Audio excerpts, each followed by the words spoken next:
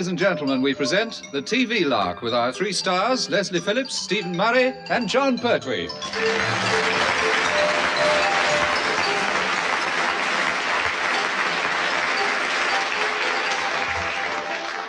In television, apart from your regular salary, there are all sorts of perks or bits of bunts flying about.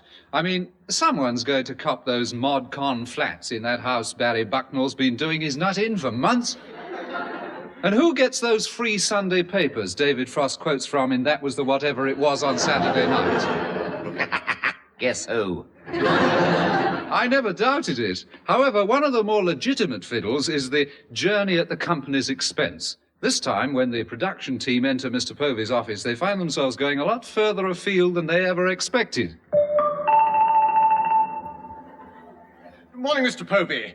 And if you wanted to see us about last week's program, we do have an explanation. Yeah, it's pretty dodgy, but it's the best we could do. I mean, it wasn't our fault that none of the viewers could see the cookery class because of all that smoke coming out of the oven. Yeah, I've been meaning to ask, sir, just what was burning in there? Nothing. Just the oven. It was the wrong voltage. Yes, the least said about that, the better. Somebody used a 6-inch nail instead of a fuse wire. And 2 power stations burnt out before that melted. You know, I thought it was jolly warm in the studio that evening. Yes, well, never mind about that now. It's your next program I want to talk to you about. Strangely enough, TTV viewing figures are going up every week. It's a horrible thought, but people stay switched onto our channel, not for the programs, but just to see what sort of a prismatic clangor you'll drop this time. Unkind lot. Excuse me, hello? Is that you? Of course. Well, this is me. Hello? Hello? What do you want, Vera? I could tell you. Yes, well, don't. Go on, Vera. What about? Oh, yes. Them. Them. That's right, them. They're here, them are. Them are, they here are. Can I ring you back? No, Vera, who are them? I mean, who is they? Could I help, sir? I mean, this is my kind of language. It's all right, thank you. I've got it now. Vera, who am they? Them. Shall I nip outside and see who them is? No, thank you. I won't be beaten. Vera, try to concentrate. Who is out there? Us. Me and them. The couple that do all them walking about in foreign jungles taking snaps programs. Oh, them. Yeah, them. Well, ask them to come in at once. All right, then. Toodaloo for a bit. Toodaloo for a bit? Well, really, honestly, where do they find them? Find who? Them. Them? Who's them? Mr. Phillips, please, none of us are getting any younger. What is all this about, sir? Well, as I said, it's about your next program. For the sake of my own peace of mind, I've decided to send you abroad as the film unit on a safari with Maggie and Arnold Crump. Maggie and Arnold Crump? Oh, yeah, I've seen their programs about wildlife before. It's called, Up the Creek with the Crumps. Yeah. Usually you see more pictures of them than the animals. Possibly, but from my point of view, I'd feel a lot happier with you 3 out of the country for a bit. Come in. Greetings, Crump lovers. We bring you jolly splendid shiny beads from far-off white man's country across the big sea. No, dear. This lot are English. Rather, to the core. And, core again. I wouldn't mind being up the Zambezi without a paddle with her. Mr. Phillips, we're not supposed to be doing that sort of back-to-nature program. Pity. Allow me to introduce you to Mr. Murray, Mr. Phillips, and Mr. Pertwee. They are the production team who will be going with you as the film unit for your next program. May one be so bold as to ask, what in? Oh, by all means, we have our own cruiser. A cruiser, lummy. We should be safe enough in that. They've got 4 6-inch guns, 6 torpedo tubes, ack guns. Mr. Phillips, sir. A speed of over 30 knots. What is it, Pertwee? I don't think it's that sort of a cruiser, sir. No? No, it's more likely to be a mooter cruiser, sir. A luxurious once round the lighthouse for $1 type cruiser, sir. Yeah, you got it. Crump's Craft, they're called. And everyone has my signature on her little rudder. I take it you have one of those pens that write underwater. It's done with a little rubber stamp, if you must know, and it costs us $1.50 wholesale. Greatly appreciated by your public, I'm sure. Arnold. Oh, well, that's very nice of you to say so, Harry. Harry. Harry Povey. Sorry, pardon, sir. Thank you. Johnny. When do we embark for this safari? Tomorrow morning. You'd better take Goldstein with you as film cameraman, and I'd be obliged if you would see that he not only takes cameras with him, but also some film. Just where might we be going on this safari trip?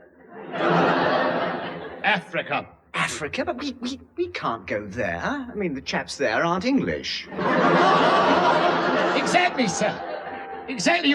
They talk foreign at you. Mr. Phillips is right, sir. It's no place for the likes of us. No place at all. We might catch something or something. Well, just so long as you don't start something or something. I don't care. You'll report to Mr. and Mrs. Crump's cruiser at Tilbury at 9 o'clock tomorrow morning and sail for Africa. Do we bring the sandwiches or do they? Mr. Murray. Leave it to me, sir. After all, I've got very nearly 24 hours to explain it to him, and even with Mr. Phillips, that should be almost enough. We'll see you on board then. Well, rather. And don't forget to show us the signature on your rudder, will you? Oh, naughty boy.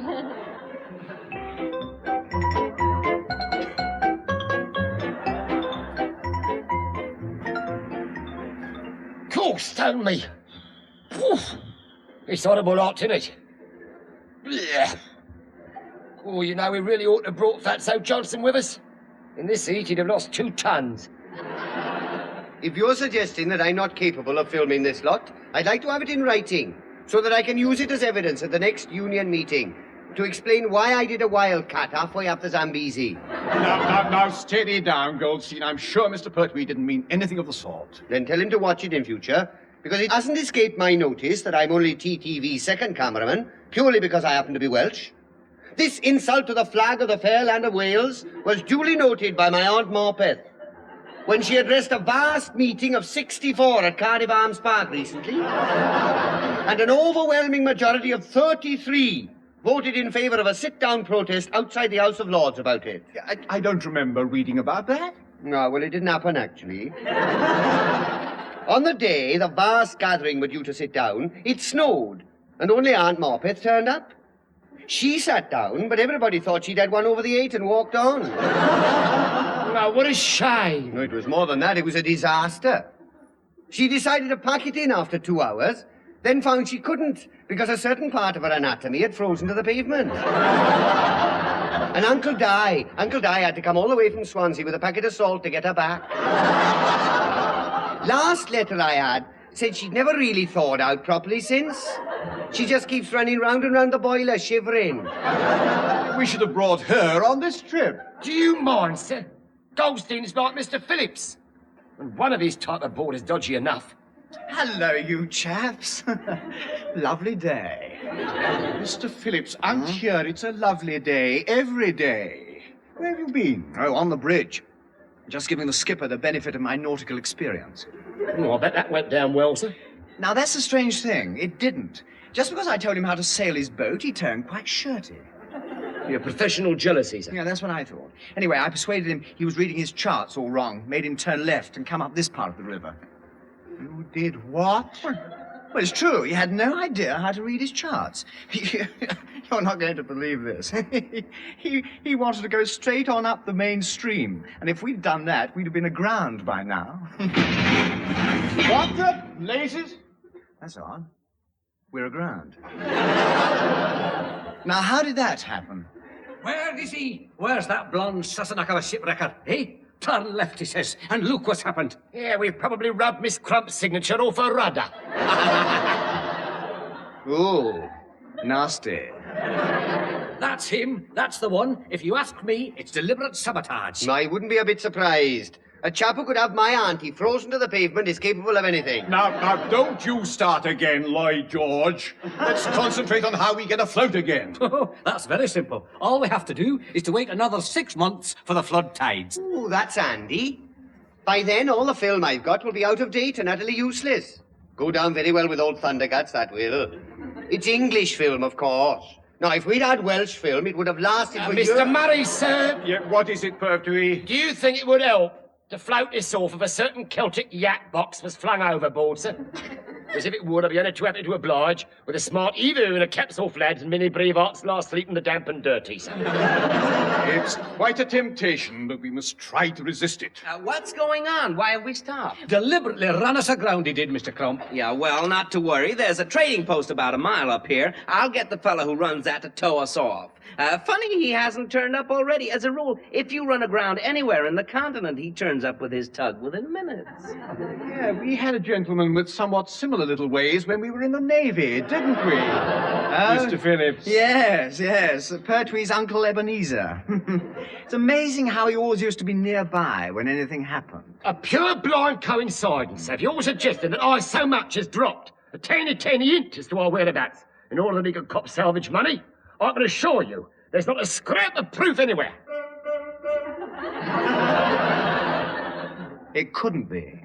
All the same, that hooter did sound remarkably like Nunky's just for a moment. Just a hallucimatification, sir. That was it.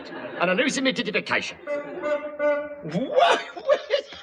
Well. Oh, well, there's a thing. Fancy that, sir. What a bit of luck. It's Nunky. There, what a surprise, sir. Pertwee, you tipped him off that we'd be sailing around here. You must have done. Tipped him off, sir? Me? Tip him off? Could you say, if I would? Mind you, I may have just sort of casually mentioned it in an express letter marked urgency. I also mentioned that Mr. Phillips would be aboard. Who is this character with the tug? He's not the regular guy from the trading post. He comes from upriver. Possibly, but I think he's in the same line of business. Give him a shout, Pertwee, and tell him to get us off this sandbank. All right, with pleasure, sir. Hey! Nunky! You old fool. It's all right, you've clipped. We'll split the fee, 50-50. Yeah, you skinflint. Make it half each then. Don't argue, you'll go off the boil. Pertwee, do you think you could leave this discussion on higher finance until afterwards? Not likely, sir. If I don't get my cat now, he'll swear blind I never gave him a copy of the map showing exactly where we'd be. Clang. Yeah, quite. However, as long as you pay for the tow-off out of your own pocket, we'll say no more about it. Very civil of you, I'm sure, sir. Why don't you offer him jolly splendid shiny beads? What was that? If it was an echo, it certainly took its time. No, it wasn't. Look, it's another tug, upriver. Hey, it's the guy from the trading post. There'll be a heck of a bust-up now. He won't take kindly to that fella in the tug downriver poaching his trade, will he? Get a move on, Nunky. You've got competition. Throw us your line, quick.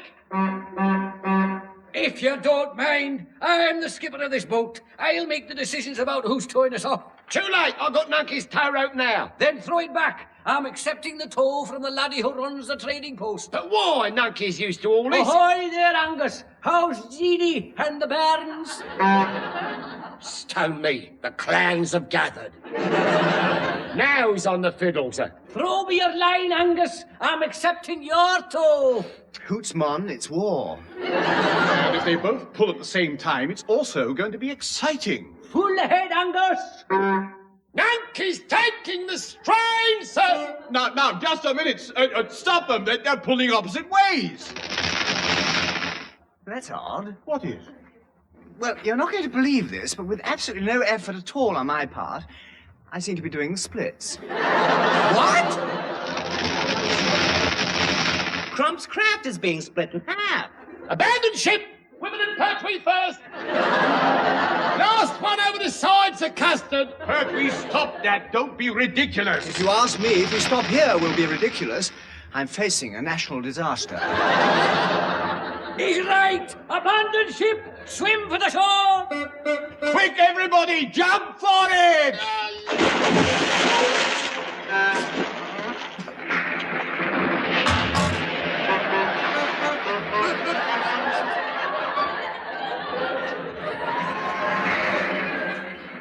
Lummy, they didn't half go, didn't they? They certainly did. Nunkey's gone straight up the opposite bank and taken his half of the treasure with him. What was that? Well, offhand, I'd say Angus is not only back at the trading post, he's in it as well. I say, you chaps, I just remember something. It's jolly important. Oh, what is it? I can't swim. Help, help, help! Oh, grab in somebody and head for the shore! Head for the shore!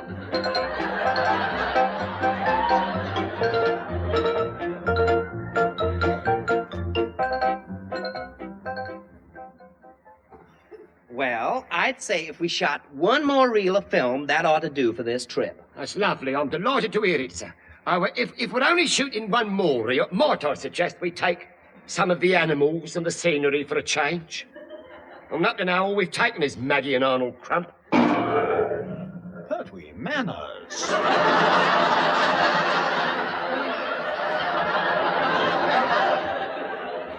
What do you mean, manners? That wasn't me. Yeah, that was a lion. It's a lion, and it's somewhere open. Help! We're going to be eaten. Don't be ridiculous. We'll be all right. We've got the Crumps with us. You mean we did have? What?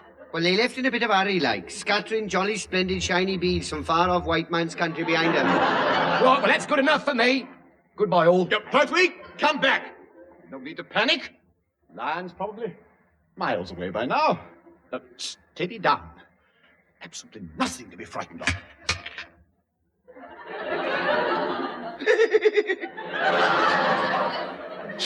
Yeah, what was that? It came from behind those bushes. I'll tell you, that's the lions. It wants Pertwee pudding for dinner. Quiet! Quiet! We just have to shoot it. Oh, yes, sir. Yes, sir, do. Do, sir. It's a lovely idea, sir. Go on. Go on, bang, bang, all gone. Go on, sir. Only hurry up, sir, for Pete's sake. My nerves won't take much more, sir. They're all of a jingle-jangle jungles. Shut up, I might be able to hear where the brute is. Goldstein, keep filming. Might get some good shots once it breaks cover. Oh, then you better strap the camera on my back, because if it breaks cover, I'll be belting off the opposite direction. And that's a promise. Quiet, quiet, both of you. Listen. Shh. What on earth? Sorry, pardon, sir. It's my knees. Stand at ease for a bit. Now, where's the blasted thing gone to? Home, I hope, sir. Hasn't. It's nearer. Over there. I saw movement. So did I. And I wish I hadn't. Steady. I've got a fire. Now then. Here goes. What the blazes?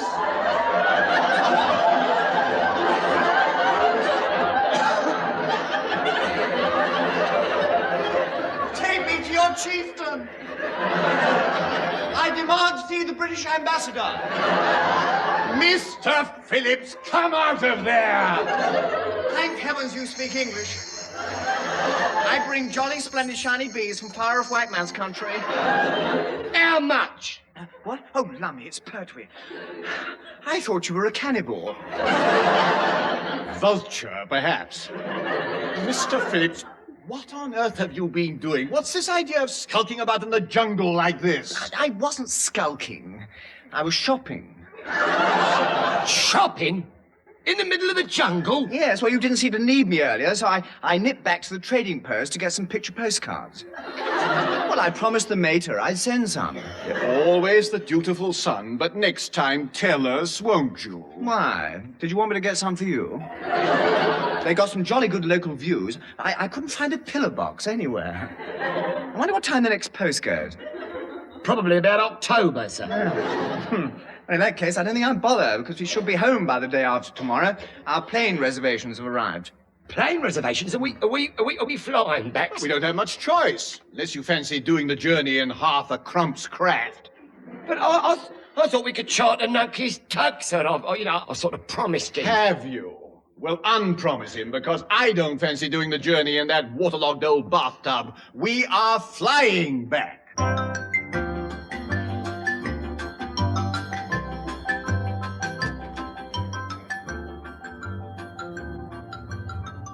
What's keeping us up?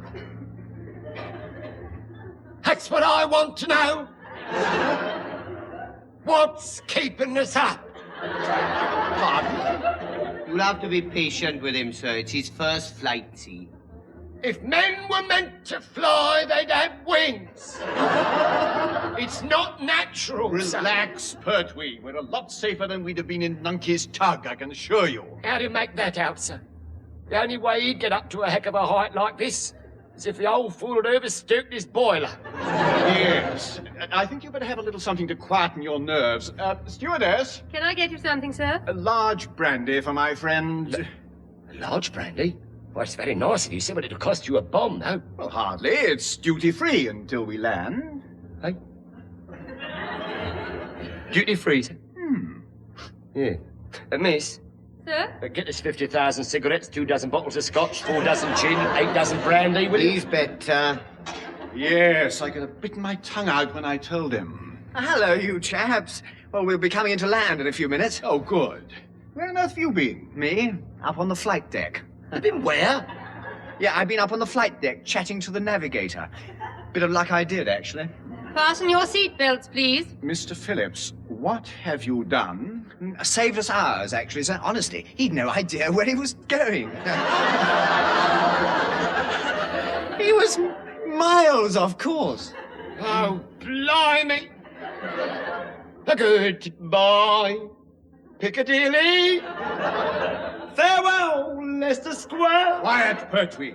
Coming into land now, ladies and gentlemen. Oh, honestly, you think they'd put a chap on a flight like this who at least know the way to London Airport, wouldn't you? Before you got at him, he probably did.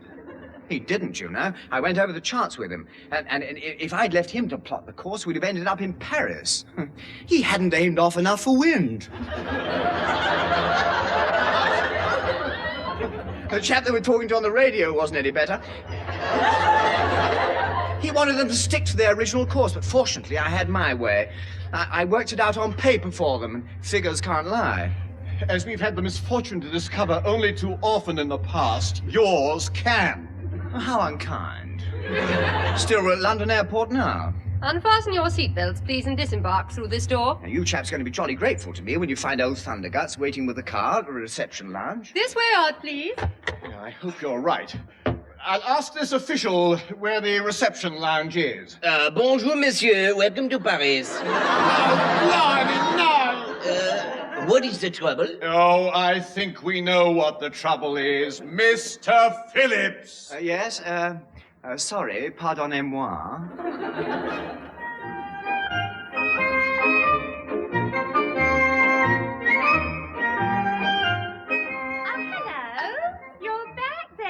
Yes, but through no thanks to Mr. Phillips. Has old Thunderguts seen the film yet? Oh, he's seeing it now. He and the controller are watching it in the viewing room. I still don't know what happened. Well, it was Goldstein's fault. He should have kept all the film with him. You see, it was all stored a trifle too close to the plane's engines, and all the lids of the storage tins came off with the vibration. Well, that took care of the pictures because they were all exposed to the light. And the magnetic field in the engines wiped off all the sound signs. So we ended up with about 5,000 feet of completely blank film you couldn't hear. You know, the viewers might have welcomed that as a refreshing change. Possibly, but I doubt if TTV would have done. Must have cost them about 5,000 quid. Here, if all your film was destroyed, what are the controller and old Thundergats watching now? Well, it was Mr. Phillips. Mr. Pertwee. Mr. Maurice. Goldstein's idea. Go on. You know, you're worse than old Thunderguts. Prettier, of course, but definitely worse. Well, if you must know, as soon as we got back, we grabbed some fresh film out of the stores and we all slipped over to London Zoo at Regent's Park and filmed all the African animals there. Ooh, you'll never get away with it. You'll see all the bars on the cages. No, he won't. It took us about 4 hours, but we persuaded Goldstein to go in the cages. Oh, good morning, Mr. Batsford Shaw. Good morning, Mr. Povey. Follow me. Come in, all of you, and let's have some sort of explanation. You won't want me, will you, Povey, old man? Can't abide nasty scenes, you know. Got enough of them at home. Yes, I think you should stay, sir. We'll leave, but you stay. Well, I agree. It's all been most unfortunate, Povey, but the programme would have to go out. Perhaps these chaps could do something about the slightly unfortunate sequence. But, sir, excuse me for asking, sir, but what was the slightly unfortunate sequence? Oh, nothing. Just that from what I've seen this morning, I'm certain you never went to Africa at all. That film was taken in the London Zoo. Oh, they went all right, Povey. I've just had the bill from the aeroplane charter company. For some reason, they want to charge us for getting their plane back from Paris. Well, of all the nerve. I mean, it was their fault. I mean, they were obviously using the wrong charts. I definitely proved that at the depth we were flying with a crosswind of 2 down and carry 1 over, no power on earth can pull it down. Mr. Phillips, sir. They don't wish to know that, sir. Kindly leave the earth. Preferably immediately. Mr. Povey, sir, what made you suspect our film was a fake? Gentlemen, let's face it. The illusion that one is halfway up the Zambezi is well and truly shattered when you get a perfectly focused shot of a notice board which reads, Borough of St. John's Wood, no fishing allowed in this pond. Mr. Phillips!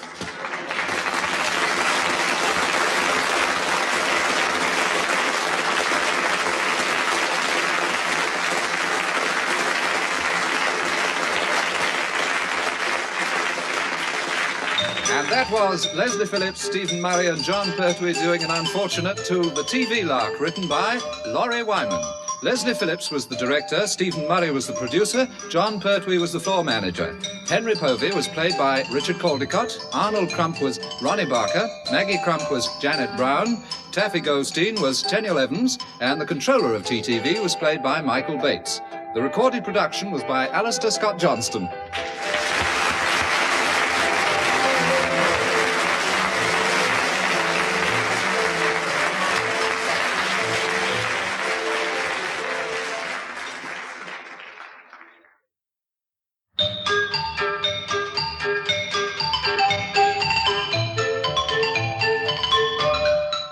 Ladies and gentlemen, we present the TV Lark with our 3 stars, Stephen Murray, John Pertwee and Leslie Phillips.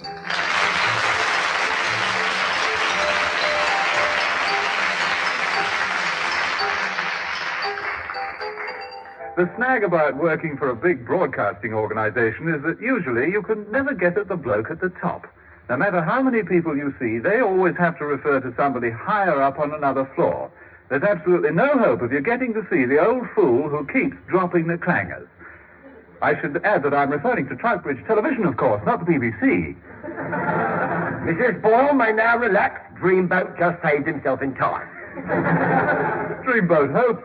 But at the Troutbridge Studios, it's a red carpet day for the production team, and Henry Povey are awaiting a visit from TTV's Director General. You know, I still don't see what all the fuss is about. I mean, why did I have to go and change? Because, Mr. Pertwee, it is not quite the thing to meet the Director General in old jeans, a grubby grey pullover, dirty white coat, and a baseball cap with Up the Dodgers on it. Now, you see, Pertwee, the Director General might be wearing the same outfit and think you were taking the mickey. Yeah, I think I know he's taking the mickey, all right. Oh, so mean. His collar and tie's killing me. Perhaps he should have left the grubby grey pullover on. Then we shouldn't have seen quite so much of the hand-painted lady. All right. If you must know, I wanted it for sentimental reasons. The lady on the tie happens to look like my first girlfriend. Oh, really? Which part of her? Gentlemen, please. The gentleman accompanying the Director General happens to be the Admiral. The Admiral? Quite. It's all to do with some new series they want us to put on. What strikes pure terror into my heart is the fact that the Admiral has agreed to be technical advisor to the program. Hello? Hello? What is it? What's that? Why did you buzz, Vera? I didn't. I bugged you. Oh, dear. And to think there's unemployment up in the north. Vera, what do you require? I am asking Vera. She'll give you the same answer she gave me. Stop it, Phyllis. Yeah, that's it, sir.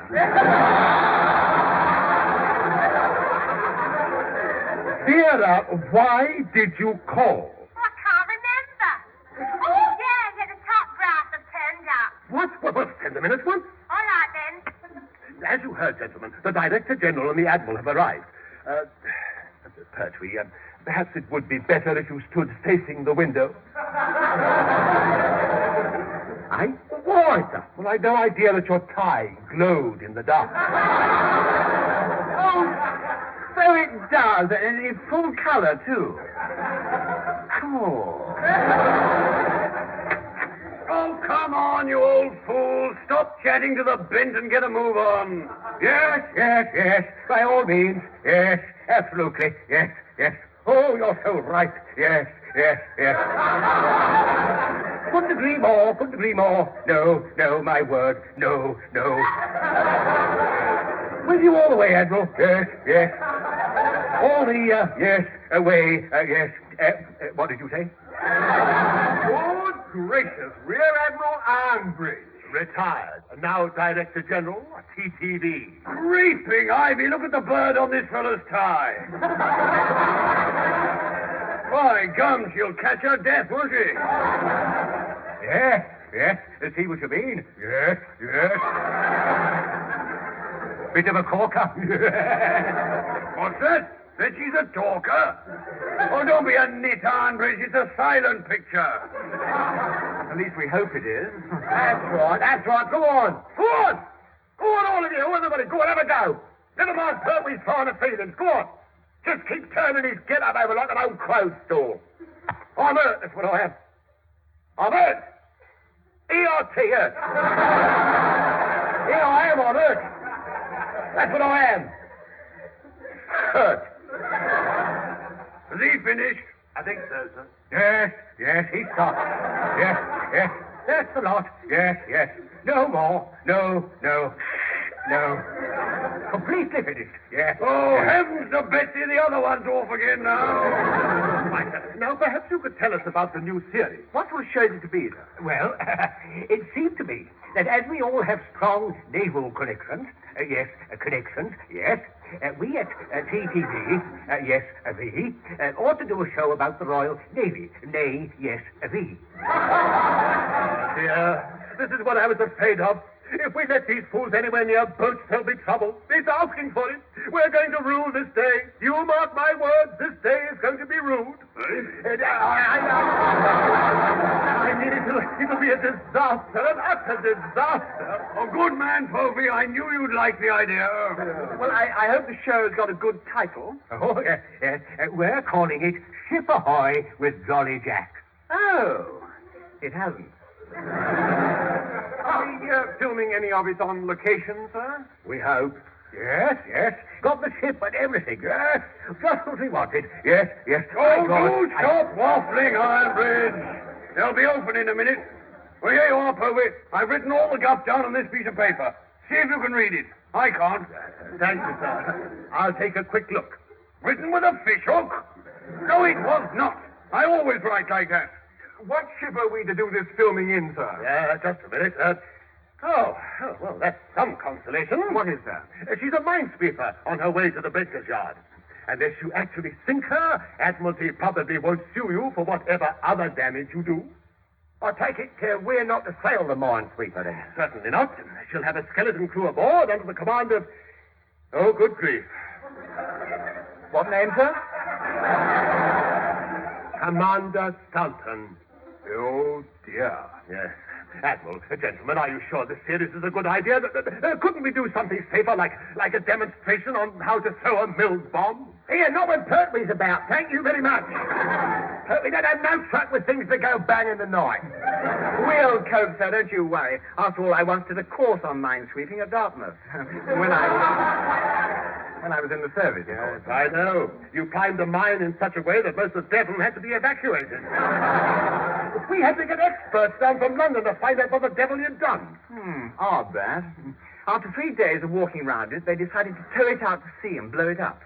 Once they got on the special launch to tow it, the beastly thing blew itself up. Noisy brute. You know, it cracked the glass on my wristwatch. It also did the mating season at the local bird sanctuary. No good at all. So this time, don't meddle. Yeah, excuse me, but there aren't going to be any mines on this sweeper, are there? No, of course not. She's on her way to the breakers. Now, you'll go aboard her from a launch off Holyhead to get all the background film the script requires between there and the breakers yard at Barrow. You know, views from the bridge, the engine room, deck, and all that sort of thing. Is she under her own steam or being towed, sir? Being towed, so you should be able to get some good shots of her from the towing ship as well. Armbridge? Who? I mean what? I mean, yes. Yes, that's me, yes, short of it, yes. What's up? They're open and it's your turn. Come on, let's leave these idiots to sort this thing out. Yes. Nice to see you, chaps. Call here any time. I'm usually out. Goodbye.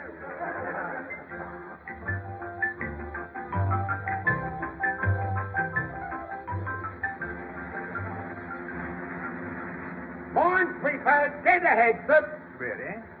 Who killed it?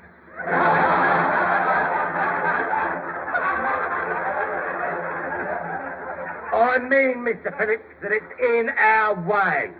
Strangely enough, Pertwee, I had noticed. Goldstein, you better stand up on the gunwale and get a few shots in now as we come up to her. Well, if it's all the same to you, sir, I'd rather not, thanks all the same. I mean, to take any film would mean I'd have to try to balance, like, on this heaving yo-yo, which I was never very good at. I'd probably fall overboard. And knowing the company I'm in, I wouldn't give tuppence for my chance of being picked up. So if it's all the same to you, the answer is definitely, I'd rather not, sir. Very well, Goldstein. I mean, it's not as if I was heavily insured. And I wouldn't be if I was, because I don't believe in it. Look, forget that. Crafty lot they are. I never forgotten what happened when my Aunt Morpeth insured Uncle Di against accidents. 3 years she paid, and he never had one. And it wasn't for want of her trying, either.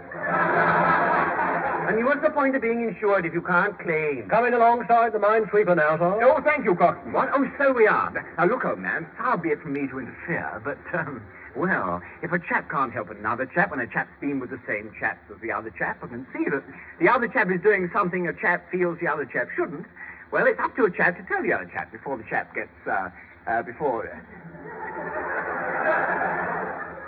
Do you mind if I start again? What were you trying to say, sir? Well, as an ex-navigating officer, I'd say that if you want to come alongside absolutely spot on, I'd say you need a slight touch of the old,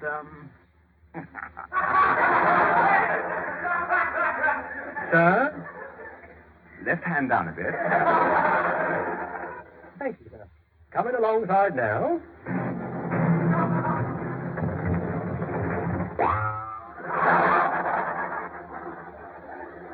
Yes. On the other hand, I could have been wrong, you know. Mr. Phillips, why do you have to interfere every time? If I'd been standing up filming, we all know where Ace Cameraman Goldstein would have been now, don't we? Having a quiet paddle in about 20 fathoms. Shall we get aboard the minesweeper, sir, or does Mr. Phillips want to talk the coxswain into having another go at bending it? No, we'll get aboard. Grab the rope ladder, somebody. You go first, Janet. Oh, I've never been up a rope ladder Oh, before. there's nothing to it. I've been up dozens. Yes, falling in every time. You next, Mr. Phillips. We may as well get the pantomime over. Oh, thanks very much. I'll have you know, I'm quite capable. Mr. Phillips, sir, stop talking and look what your tootsies are doing. You don't stop talking, you'll miss one of the runs. Honestly, anyone would think I'd never been up that... Carry on, Goldstein. Up you go. Pull me out! It's all wet! He often is. Up you come! Ghosting aboard the minesweeper, sir. Off you go, Mr. Phillips. Try again. It moved. Somebody took a runaway. They must have done. Now, Mr. Phillips, sir, now look, concentrate, Mr. Phillips, sir, please. Now, look what you're doing. Perhaps he felt like a swim. Stay on, Bertby. I'll follow. We'll hold Noddy up on a rope. Well, Commander Staunton, it's very nice to see you once again, I must say. Must you, old fruit? Well, well, do so if it helps. Who are all these idiots aboard then? We're the production team from TTV, sir. Yes, we've come to do some flimming, sir. Yeah, we're taking some flim. Flim? Oh, Flim. Oh, yes, of course, yes. Flim, yes. What's the fool talking about? Film. Oh, Flim, yes. Now, just a minute. I know you. We've met before. Now, don't tell me. Yes, of course, yes. What's your name? Murray, sir. We served under you in Troutbridge. Did you really? Well, that's a coincidence. So did I. Now then, where would you like to go then? I think you must have forgotten, sir. You're on tow. Oh, I'm terribly sorry. Whose tow am I on? No, sir. No, you're being towed. Oh, being towed, yes. We're taking some film during the voyage. You're on your way to the breaker's yard. Am I? The breaker's yard? But that's ridiculous. There's years left in me yet. Oh, they can't break me up yet. I haven't caught the big fella yet. I shouldn't worry too much about it, sir. I should get back to your fishing if I were you. Yes. Capital idea. You're a good man. I like you, you know. Yes, I do. I like you. Just a minute. Good heavens. I've caught one. A fish? No. A spy, you fool. Look, seize him, somebody. Seize who, sir? Well, a spy, of course. That man with the camera over there. He's trying to take photographs of my ship. My word, how do they do it? The swine get everywhere, you know. He's not a spy, sir. That's Goldstein. You must remember him. He was our starboard lookout in Troutbridge. I don't think that has strengthened this case either. No. Come to think of it, old boots, I was never any too sure whose side any of you were on. Now, still, I'm obviously completely outnumbered, so carry on. My regards to all at the Kremlin. Thank you, sir. Yes. Now, Janet, what are the first shots we require? A wide-angle view of the sea wash from the stern, sir. Blistering poop decks. They brought Matahari along with them. Let's get on with the filming, shall we? Or the ship will be in Barrow before we've shot even one reel. Yes, I've been thinking about that. Do you think we'd better do what old Thundergut suggested? Which suggestion amongst so many had you in mind? Well, I could take Goldstein in the launch and transfer to towing ship, sir. I get some shots of the minesweeper from her stern. Oh, yes. That might be as well. However, you will leave the tow rope alone, won't you? I mean, even if you are absolutely certain they haven't tied it with the right sort of knot. Keep your little puddies to yourself. Oh, of course, sir. You know me.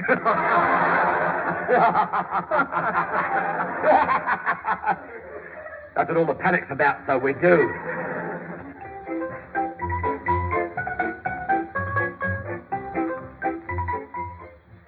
You know, Pertwee, I can't understand it. Mr. Phillips and Goldstein have been aboard the towing ship a deuce of a time. They ought to have got whatever shots we needed by now. I should, sir. And I'm suffering from the nasty attack of the gloom and foreboding. Well, we shall be in Barrow shortly. Yeah, that's another thing. According to my calculations, we should have been there by now. At least the towing hawser is still attached. That's what worries me. If he's left that alone, what has he got at? I've got a nasty feeling I know, sir. It may have escaped your notice, sir. But isn't the Irish Sea getting a bit narrow? No, we're just a bit nearer the coast on the starboard side because we're getting close. It's odd. We're near the coast on the port side, too. Exactly. Hello, comrades. How much further to Moscow then? Staunton, we're not spies. Oh, well, shoot yourself, but I saw the snow on your boots when you came aboard. I know what's going on, you know. Just because I'm dark, you think I'm an idiot, don't you?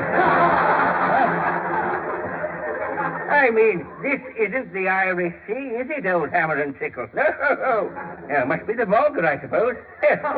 What's the fishing like in Stalingrad, old Commissar? I've no idea, sir. I will admit this is not the Irish Sea, but it's certainly not the Volga either. At least I hope not. I don't know where it is. I've got a nasty suspicion I do, sir. Do you know what? I reckon we're heading up the Manchester Ship Canal.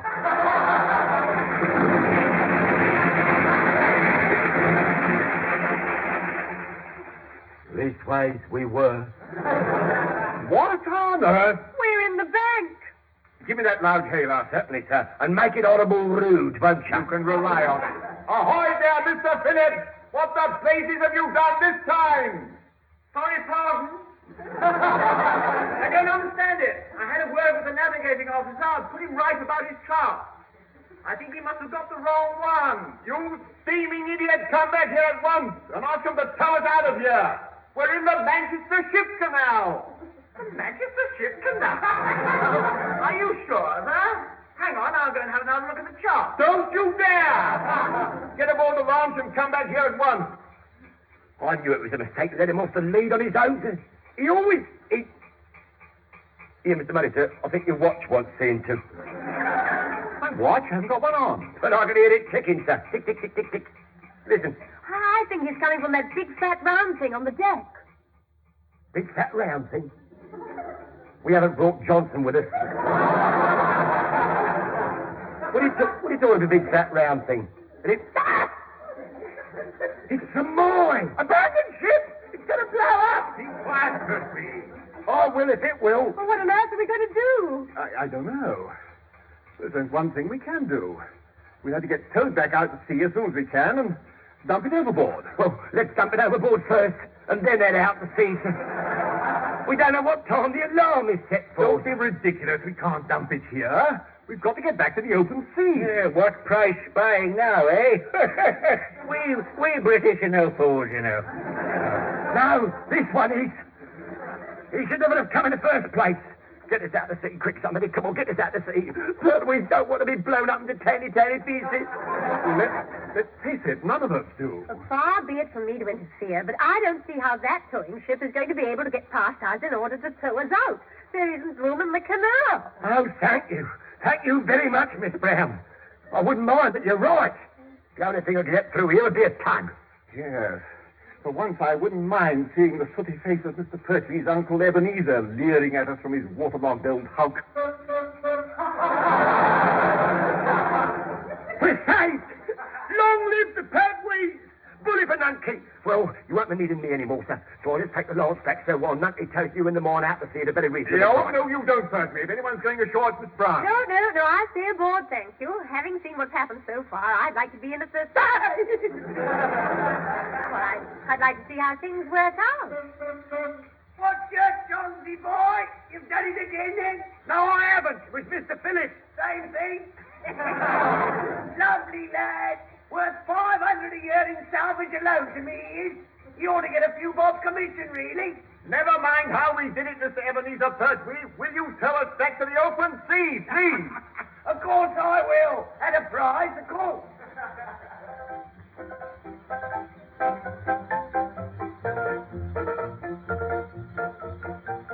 Very nice of you to see me in your office at such short notice, Admiral, but I'm desperately worried. Where have they gone? They went aboard the minesweeper, and that's the last anybody has seen or heard of. Oh, never mind what happened to your bogs. Where's our flaming minesweeper? Hello? Admiral chatting? This is intelligence.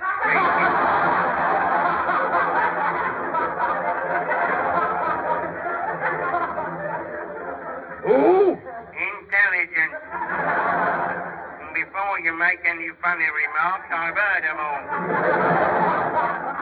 Commander Bracewell wants a word. Well, bung him on, then.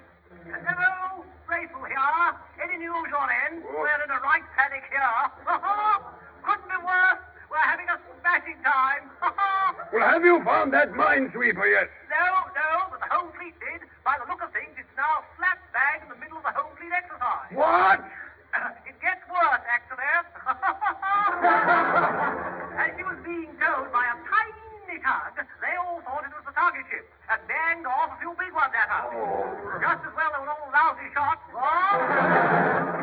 doing, Ivy? You must stop them. We have. We've sent a signal to the officer commanding, telling him to cease fire and take the minesweeper Incl to Barrow himself. Oh, good, good. Of course, whether he gets it in time remains to be seen. Should be interesting, what? Well, toodle-eye for now.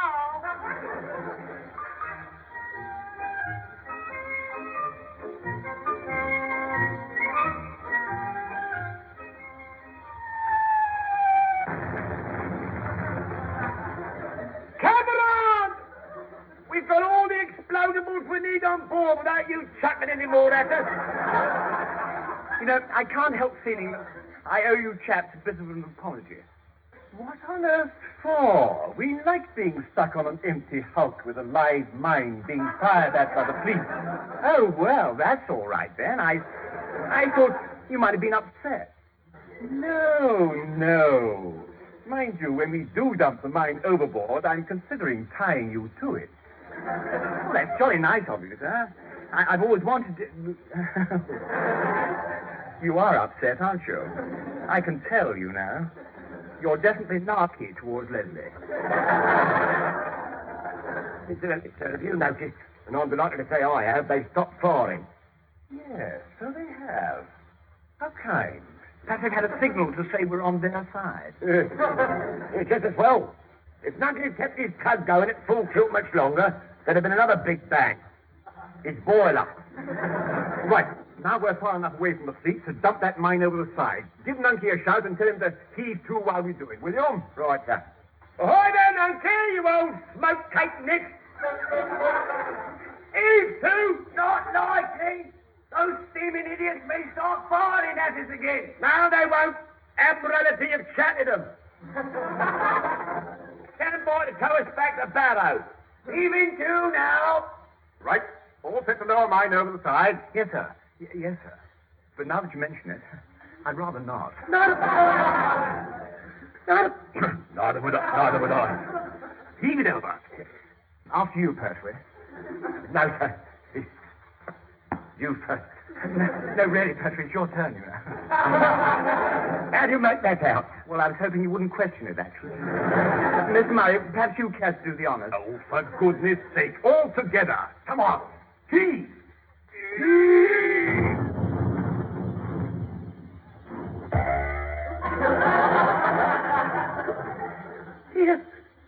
Here.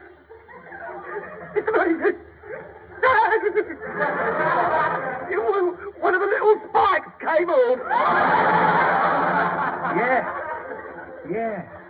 Rust, probably. Honestly, you'd think they'd have painted the thing, wouldn't you? Somebody's tripped up on maintenance there, if you ask me. This spike here is just as bad. Look. Mr. Phillips, and the pig's sake, don't touch. For Drake's sake and ours, don't touch it. Quick, get it over the side. One more heave will do it.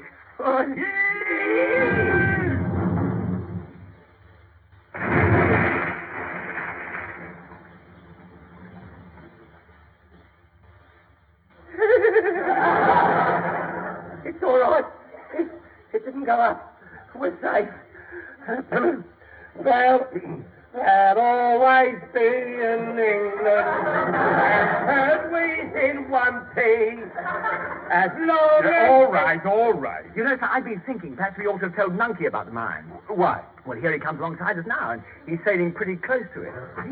So maybe the old fool is aiming for it. Isn't it marvellous?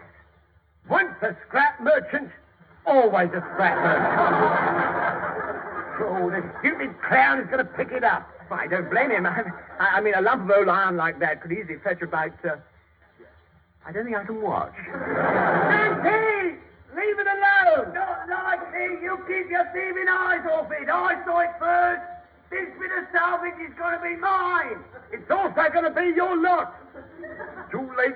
He's winching it aboard. Cut the tow rope, quick. I want nothing to do with it. Neither do I.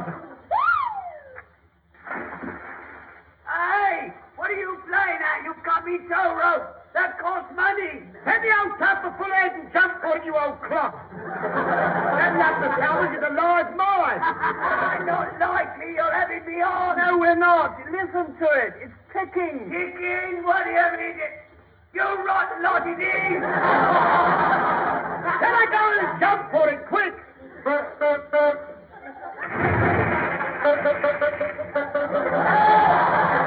Help, you stinking lot of double-crossers! You've done it deliberate! It was a trap! No, it wasn't! Not to worry! It probably won't go off anyway!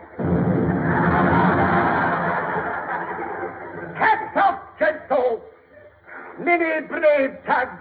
Lying tiny fists in the deep. Wait till I get aboard and get my hands on you lot! Who's going to pay for me, tug? Lummy, that's the point. Now, let's see. Now, this was an Admiralty ship. On the other hand, we belong to TTV, hereinafter called the party of the first part. Part of the first part? Yes, as opposed to the Admiralty, who were party to the whole thing in the second part. Now, that means that whilst the parties from the first part were having a party on the party of the second part's property, we blew the party of the third part's tug into hundreds of parts. Yes, and ipso facto, to name but a few.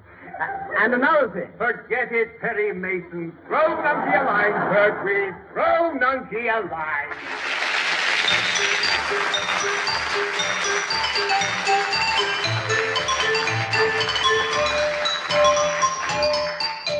And that was Stephen Murray, John Pertwee and Leslie Phillips doing an unfortunate to the TV Lark, written by Lawrie Wyman. Stephen Murray was the producer, Leslie Phillips was the director, John Pertwee was the floor manager, Henry Povey was played by Richard Caldecott, Fatso Johnston was Ronnie Barker, Taffy Goldstein was Teniel Evans, Janet was Janet Brown, the voice of TTV Robin Boyle, the recorded production was by Alastair Scott Johnston.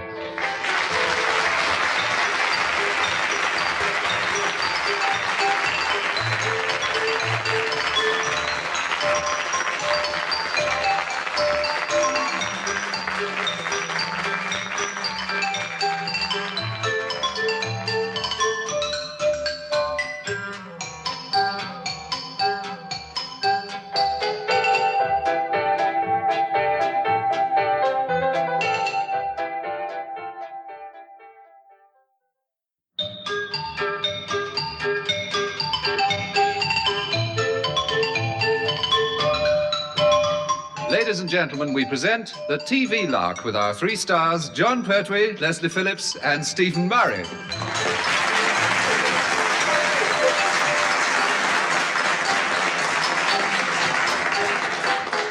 All television stations operate a foreign news service. With Troutbridge Television, the news doesn't come from a staff of reporters abroad. It's usually a dodgy old bit of muckraking which has been included in a letter from a relative of Mr. Pertwee's living in the rough section of Cairo. That, Mr. Boyle, is a great big fib. No Pertwee ever committed anything to paper in his life. We can't. None of us can write. That's possible. However, every now and then a story from abroad is big enough to send out a film unit to cover it. And that's what the Deputy Controller, Henry Povey, is contemplating this morning. Hello? Povey speaking. Foreign office here. Horatio Singleton Trent speaking. Oh, in that case, hello. Oh, yes, terribly droll. I just rang up to confirm that we've contacted the Portarneyland Embassy, and they've agreed to you sending a unit out there to cover their election. Oh, splendid. Well, it wasn't easy. You know what these foreign chaps are like when they have an election, old man. Half of them are walking about with bombs in their pockets, and the other half are chopping up trams and blowing up the gasworks. But there aren't any trams or gasworks in Portarneyland. Precisely. See what I mean? I'm arranging for the results to be sent to you by special messenger, and you can pass them on to the chap you're sending out there. Thank you, sir. Now, I'm just about to brief the production team who will be going. Are you? Well, warn them to take their own wallop, won't you? The local brew tastes like sewing machine oil, with a dash of bath salts in it. Mind you, it doesn't half cheer you up a bit. I can imagine. At one official function out there, one of the chaps from our embassy stripped off to his long underpants, nipped up onto the roof of Government House, then started running up and down, shouting, "Look, chaps, I'm Roger Bannister!" Good grief, I'll most certainly warn them. Thank you very much. Not at all. One likes to be humane. Toodly-bye! Toodly-bye. Yeah, I mean, goodbye. Yes, Vera? Did you want some coffee from the trolley lady? Oh, yes, please. Black or white? Black, please. Any sugar? 2, please. Oh, what a shame. What do you mean, what a shame? She went 10 minutes ago. Oh, never mind. Go down to the canteen and get me one, and get one for yourself as well. Oh, I've had mine, thanks. But why the blistering places didn't you ask me before? You was chatting on the old blower. Oh, I've just remembered. The chipmunks are waiting. Who? The production team, Les, Jonesy and Stevie. Oh, well, ask Les, Johnsy and Stevie to come in. All right, then. Morning, sir. Oh, definitely it is, sir, yes. Incidentally, sir, that's jolly good coffee the trolley lady serves on this floor. Yeah, much better than the brown glue they dollop out on our floor. I'm glad you were satisfied. I didn't get any. Oh, then why didn't you ask us, sir? One of us would have lent you 4p till payday. Oh, never mind. Now, listen. The Director General of TTV has been on the old blower. I mean the phone. And you are to go out to Portarneyland to cover the elections there. It's the first time they've had their votes since their independence, of course. How are we to go out there, sir? Well, as you know, the Director General is Rear Admiral Ironbridge, retired. And he's arranged for you to have a lift in a destroyer that's going near Portarneyland. Near Portarneyland? I mean, does that mean we have to swim the last bit? If I had my way, yes. Now, you know what's wanted. Apart from the election, I want you to capture as much of the local atmosphere as possible. Yes, and from what I remember of the local atmosphere out there, that won't be too difficult. Trying to get away from it's the problem. Yes, every hooterful is liable to be nasty. Yeah, quite. I think we better take Johnston with us as well as Goldstein, sir. We're liable to need 2 cameramen. Oh, why? Well, you know Goldstein, sir. He'll probably strike for powerful pong money or something. Yes, all right then, you can take the pair of them. It'll all help to make life quieter here. When are we due to land in Portarneyland, sir? In a fortnight. You should be there 2 days before the election. Pity we couldn't have gone earlier, really. I might have put myself up for election. What as? An independent nit? We're not going there to vote, sir. Oh. We're not Ellie Beach. Well, Edgley Blee. We're not legible. Legible? He means we've been written off. No, don't worry, Mr. Povey, sir. I'll try and explain the position to him during the voyage. Well, it won't be nearly long enough, but good luck to you all the same. You leave it to us, sir. Unfortunately, I have no alternative.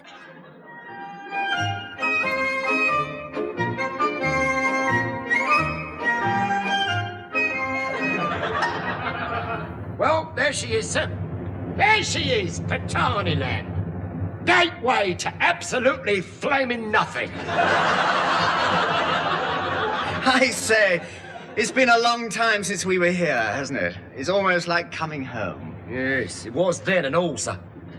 When you were navigating officer and we thought we were coming home, it usually turned out to be here.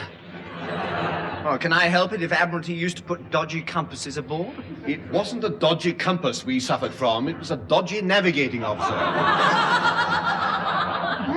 I like that. You call me dodgy. You ought to have heard the one they've got on this destroyer. If I hadn't put him right after I'd had a look at his charts, we'd have got... Pertwee, quick! On the way to the bridge, sir. It's probably too late already. After Mr. Phillips has chatted them, that lump of land we're looking at is probably Clacton. No, it's not, you know. No, it's all right, Pertwee. Come back. I can see a notice board. It is Portarneyland. You see, Leslie knows what he's doing. I'm not just a vacant face, you know. You could have fooled me, sir. Mind you, it's the wrong side of Portarneyland, but it is Portarneyland. I'll just nip back up on the bridge and give the navigating officer a hand with the docking. Oh, I don't think you need bother. Oh, nonsense, sir. Common courtesy. After all, we've been here before in Troutbridge. I know how to dock here. I've done it dozens of times. Yes, yes. That's true, sir. You can still see the dents in the dock. Mr. Pertwee, this is Portarneyland, and I hardly feel that one can call 50 foot of crumbling timber stuck out in the water a dock. Possibly not, sir, but it's their best offer, isn't it, Mr. Phillips? Mr. Phillips. Lace. Ooh. Lace. Peekaboo! Mr. Phillips, come down from the bridge at once!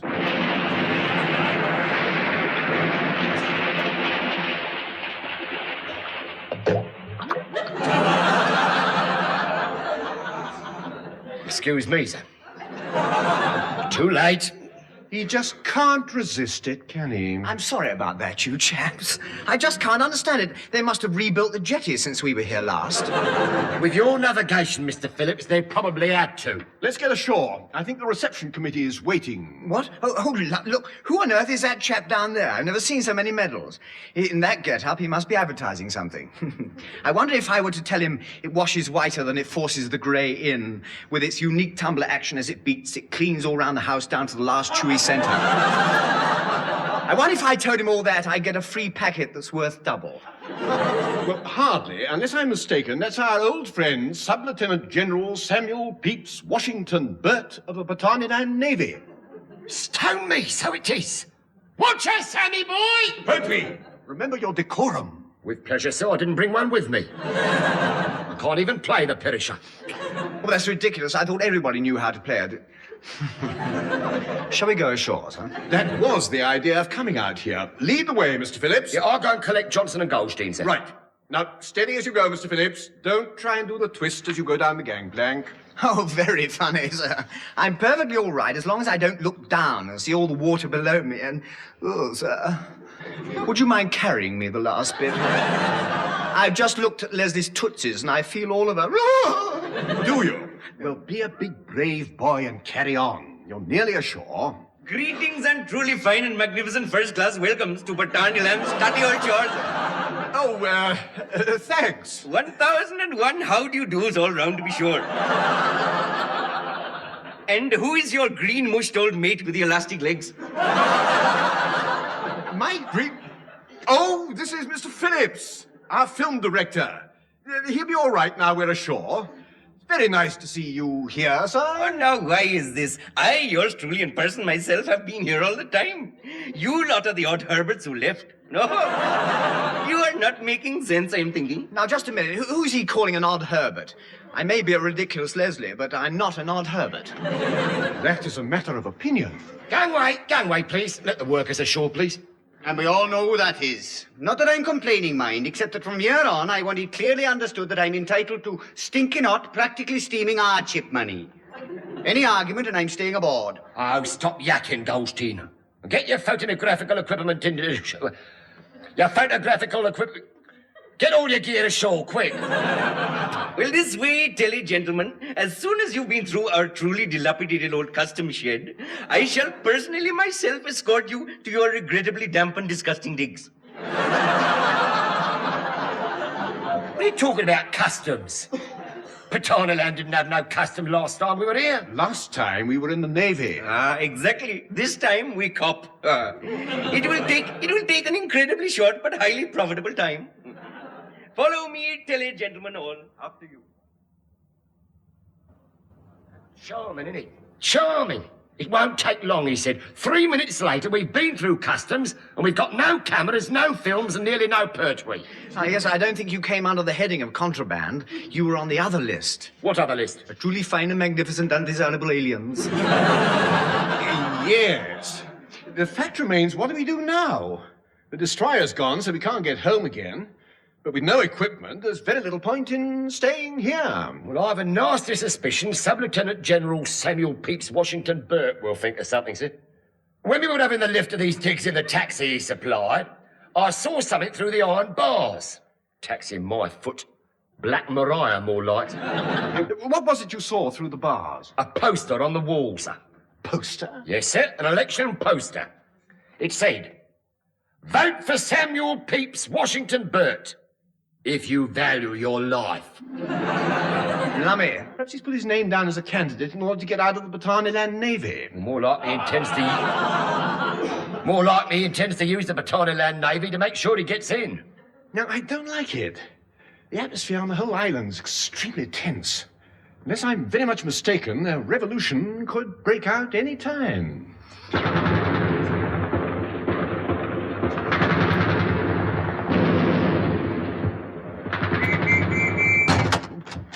Tons and tons of big pardons for incredibly top old banging racket.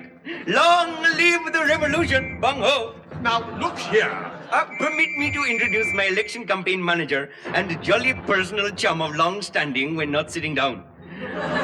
Lieutenant Managing Director Harold Golfball. Bung ho! Bung ho! Both together. At once? Of course. Why not? Bung ho! Now, just a minute. What's going on? Oh, there is no cause for alarm, sir. Just panic. Portarneyland is now under military law for the duration of the revolution. Which could be for a delightful and quite ghastly old time. Please collect your uniforms at the reception desk. Uniforms? Yes, uniforms. You are now conscripted into the reserve of Portarneyland's tatty old navy. You will take command of our one and only but practically antique gunboat, the Popperdom. The Popperdom? Popperdom. What, that thing? Look, we've seen it. If you try to float it in a bath, it would go down the plug hole.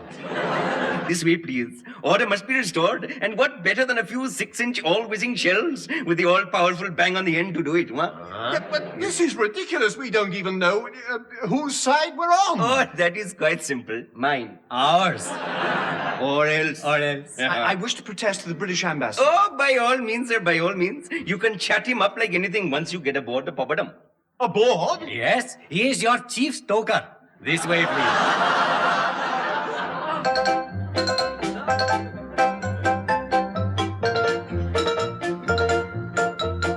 Well, a right pickle this is, I must say. Here we are, stuck in the middle of a revolution, and I didn't start it. Well, you know how I feel, don't you, Taffy? No, that's so.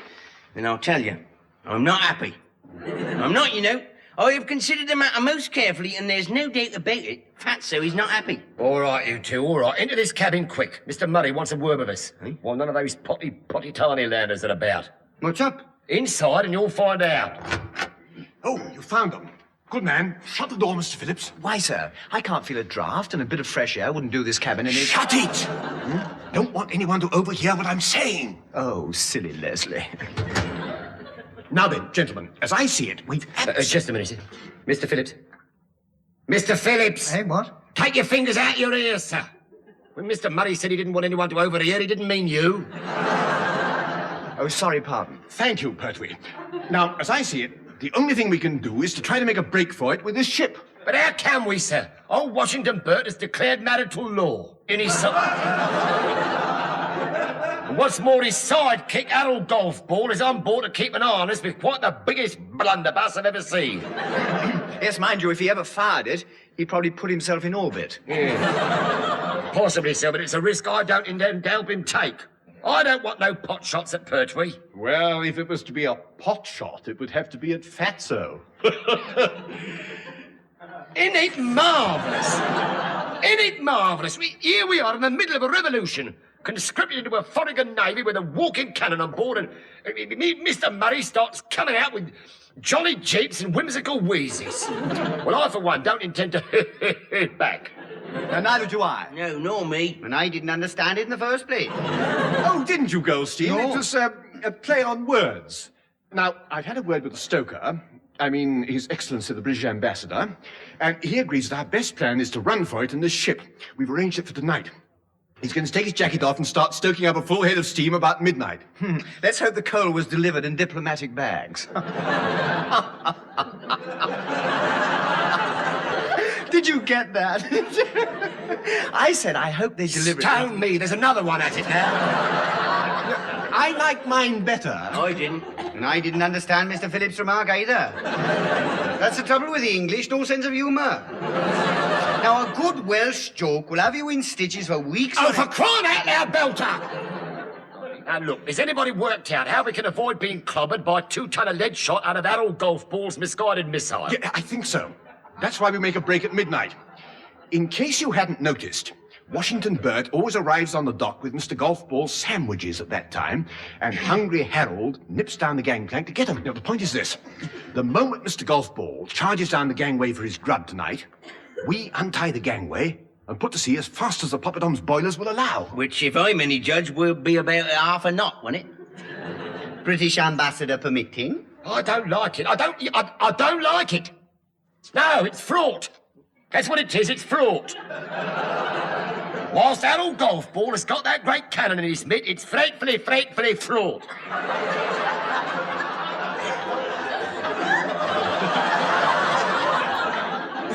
Well, couldn't we wait until help comes from home, sir? No, Johnston. The The way things are, I doubt if the British government even knows what's going on. No comment, sir. Absolutely no comment at all. Yeah, very wise, Taffy, but it would help if they were to find out. Order! I will have order in this house! What about Portarneyland? Answer! Ban boxing, I say, it's barbaric! Oh, shut up, Edie. Order! In the gunboat! Ban boxing, I say! Oh, give over, Edie, too. Order! Will the honourable member tell us where the British ambassador to Portarneyland is now? Yes, all right. Noisy lot. My friend. Hooray! Thank you, Selwyn.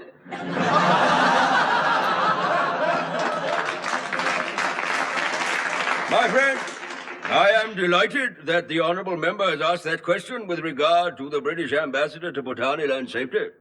A question which is in the hearts of each and every one of us today. Thank you. And believe me, nationalisation is no solution. Ban the bomb, they say. Stop this insane closing of the railways, they say. But my friends, the truth of the matter lies deeper than this. We must search into our own lives. What was the question again? Ban boxing! Stop these barbaric exhibitions! No, not that one. The stinker old Fred in the sports jacket came up with. What's happened to the British ambassador to Portarneyland? Oh, yes, that's it. Good man, Fred. See you for squash afterwards. Now, latest reports indicate a full-scale revolution has broken out. And at present, the British ambassador is a prisoner aboard the Portarneyland frigate, the Popperdom.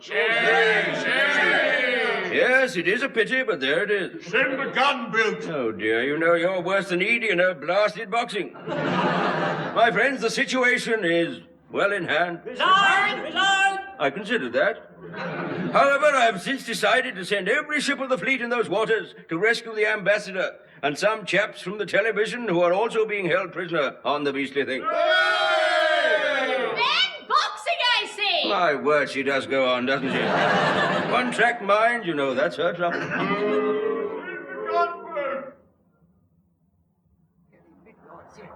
Stand by to jettison the gangplank, Ben. I think I can hear Harold's sandwiches approaching. Ahoy there, and bungo, my truly fine and splendid old meat. Dodgy old grub is now most disgustingly up. 1,000 and possibly one more, thank you kindly, all round. Oh. I shall descend in one enormous great full tilt on the rickety but paid for gangplank to collect your present of evil-tasting old rubbish on a plate. Oh. Vote for Washington Bird. Who else? Bungo! Right, there he goes. Let go, gangplank. Let go, gangplank, sir. Well, I'm not holding it. Quick, up on the bridge. Lummy, what was that? That, sir, was blast-off time for Harold Golf Ball. He pulled the trigger and then went for a swim. Yes, but where's that big lump of dock gone?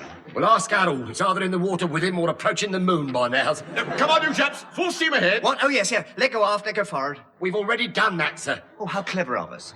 Now, full ahead both. Full ahead both it is, sir. Steady at that. And, right hand up a bit. Steady at that. Right hand up a bit it is, sir.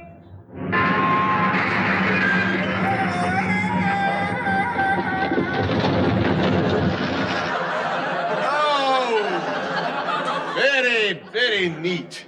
With one clout from the stern, Mr. Phillips has demolished the rest of the dock and deposited Washington Burt in the drink. Well, a chap does his best, you know. Well, let's face it, Mr. Phillips, sir, it was a pure blind coincidence, but flaming handy all the same.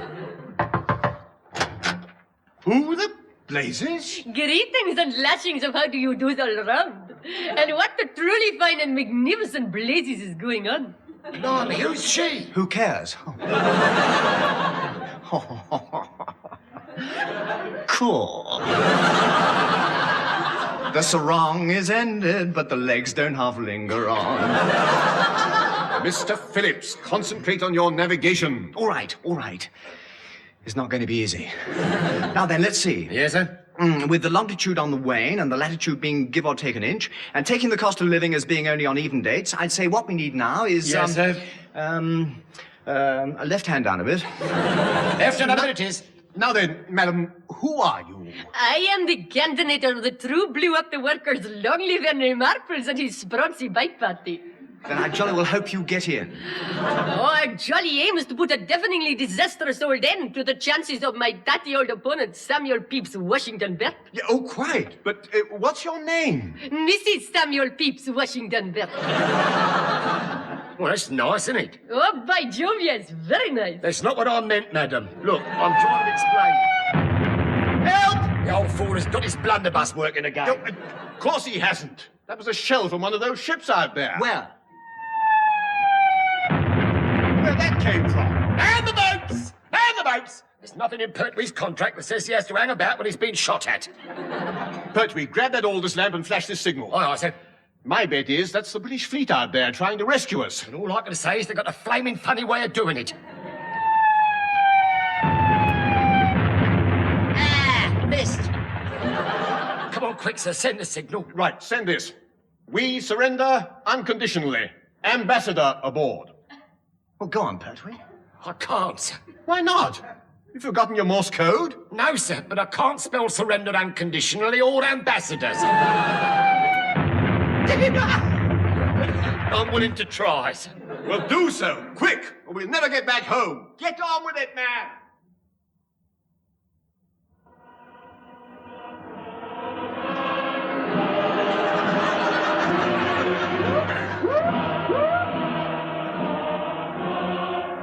Left hand down a bit. And mind you don't bang the boot on the marker buoy. Just as you say, sir. We seem to be getting a hero's welcome. Well, it could hardly have escaped anyone's notice we were coming.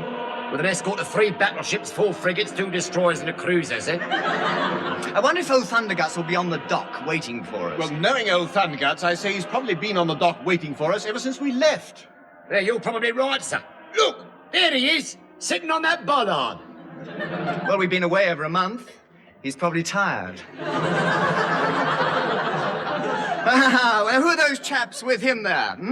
Looks like the Admiral and the Director General, old Ironbridge. Blimey, so it is. You take it easy as we dock, Mr. Phillipson. There's a sight too much top brass about. You leave it to me. Coming in now. Coming in now, sir. Easy. Easy, sir. Easy. Easy. Bit more. Bit more, sir. Bit more. Bit more, sir. Bit more.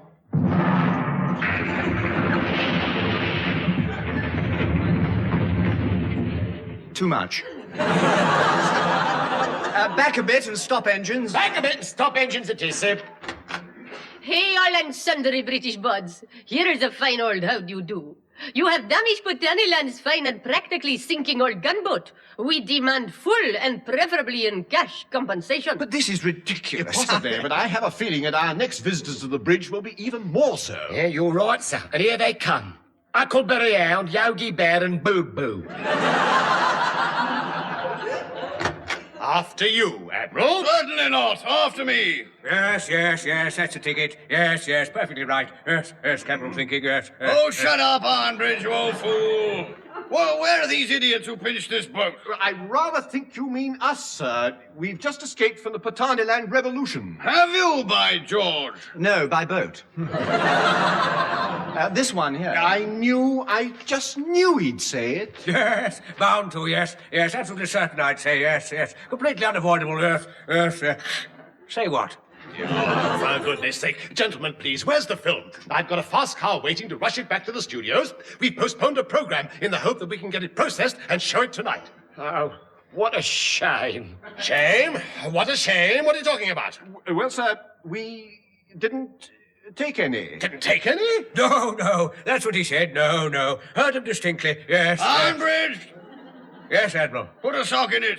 You see, Mr. Povey, the Portarneyland Customs impounded our cameras. That is most deliciously correct. That is Portarneyland custom. We nick goods, then use them. It is a splendid and jolly fine arrangement. Well, how come the Pertwees never thought of it first? Admiral, with your agreement, these men will take the ship and this lady back to Portarneyland at once. They will then collect their equipment and return with it immediately. Oh, good idea. Can't waste much more time messing about here anyway. They'll be open in 5 minutes. Coming for a quick one, Armbridge? Yes, yes, love to, yes. Yes, with pleasure, yes, yes. Oh, very well. Some other time, then. Coming, Povey? I am, sir. Get going, the lot of you. But look, sir, we can't. No arguments. Get going the moment we get ashore, and that's an order. After you, Admiral. Who is? Oh, don't bother. I'll go first. Yes, yes, only right, yes, yes. Povey, Yes, sir. hit him. Yes, mind the gangway, Admiral. Of course I shall. It's mine. I say, she's moving. Didn't they like it here? They didn't have any choice, sir. I'll teach them to spend a month away and come back without so much as a... Oh, good grief. Well, now what's the matter? Stop! They must be stopped. Come back! Come back! Back? What the blazes for? They must. I shall be ruined. Oh, pity poor Povey. I completely forgot him. Forgot who? The British ambassador. He's still down below, stoking himself stupid. Stop! Come back, I say! Stop! Stop!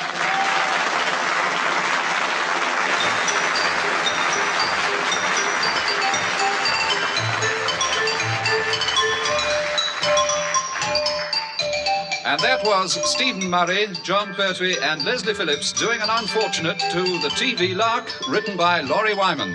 Stephen Murray was the producer, Leslie Phillips was the director, John Pertwee was the floor manager, Henry Povey was played by Richard Caldecott, Fatso Johnson was Ronnie Barker, Taffy Goldstein was Teniel Evans, Janet was Janet Brown, the voice of TTV Robin Boyle, the recorded production was by Alastair Scott Johnston.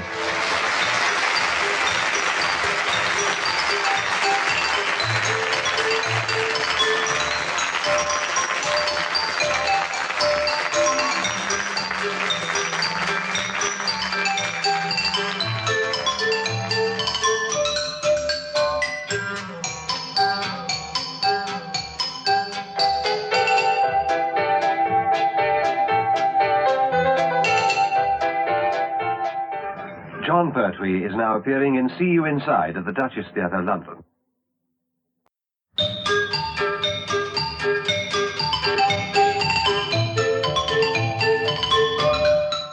Ladies and gentlemen, we present the TV Lark with our 3 stars, Stephen Murray, John Pertwee, and Leslie Phillips.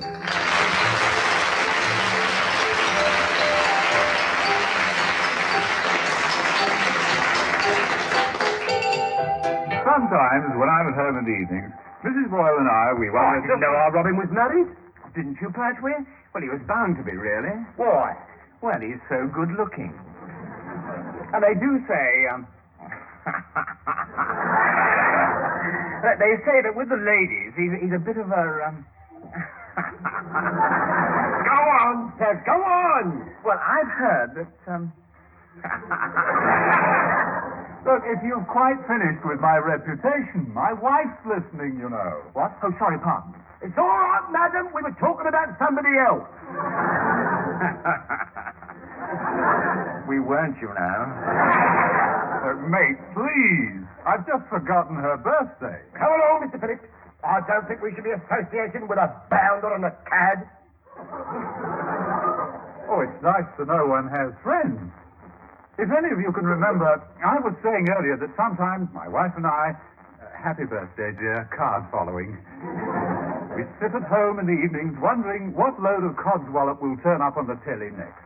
If we switch to the TTV channel, we wonder if anything will turn up at all. And when Henry Povey's had to send Mr. Murray's production team out filming, a blank screen is a lot safer. Oh, P.S., a very happy birthday, dear. Come in. Good morning, gentlemen. Are we to do the next episode of Ship Ahoy with Jolly... Unfortunately for me, you are. In order that I should stand any chance at all of being able to sleep at night, I've arranged for the writers to set this week's episode in a shore base. You are to film it at Admiralty Records Office in Somerset. Admiralty Records Office? Yes. Do you mean we're actually going to, actually inside the building where, where the lordships keep their books and... Pertwee, are you all right? Well, no, I'm not. You carry on, sir. Take no notice of me gaunt cheeks and me pale countenance. I suppose you've been struck down by the twinging screws again. No, sir, no. Much worse this time. It's the creeping disaster call. What? The creeping disaster call, sir. They're hereditary. They're hereditary.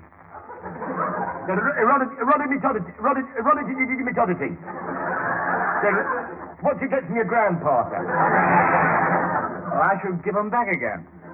They're not doing you any good at all. Neither is this pantomime. Now, whether you like it or not, Pertwee, you are going to Admiralty Records Office to film this program. But I can't, sir. I can't. You can see the state I'm in. I can indeed. Utter panic. Why? Remains a mystery. Just a minute, sir. Didn't Pertwee have a relative at Records Office? Quite possibly. As far as I remember, he had one everybody else in the service. I don't see how the family could have omitted records as a vantage point. Well, look, never you mind Uncle Tobias. Say, take my advice, forget him. The family out, we don't talk about him in mixed company. Not after the company he mixed with in Cairo. But surely Tobias Pertwee was the one who signed all our demob papers when we left the Navy. Shocking handwriting, too. Be back! Look at that. The creeping disaster calls it on the move. Phone the ambulance, gents, please. I'll just lie ever so quiet on the desk until I hear them whiz it up with a little bell all of a ting-a-ling. Pertwee, get off my desk. Why, sir, isn't it safe? Oh, I mean, everything's the same these days, isn't it? No pride in their work at the factory. That's the trouble. Whatever happened to the craftsmen of England, then? Answer me that. Don't bother, because I'll tell you. How can we have on to work when we keep knocking up rickety old muck and plywood? Eh? Give us the tools, and we'll bodge it up with plastic.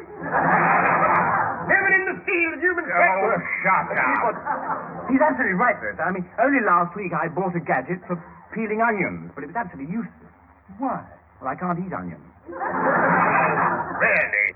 You can change the subject as often as you like, but it won't make any difference. You are still going to Admiralty Records Office to film this program. Very well, sir. Perhaps we should be able to get some assistance from Mr. Pertwee's Uncle Tobias. Now it's Don't bother. Well, if he's still there. How you get this film is up to you. All I ask is that for once you do get some, without yet another monumental claim for damages.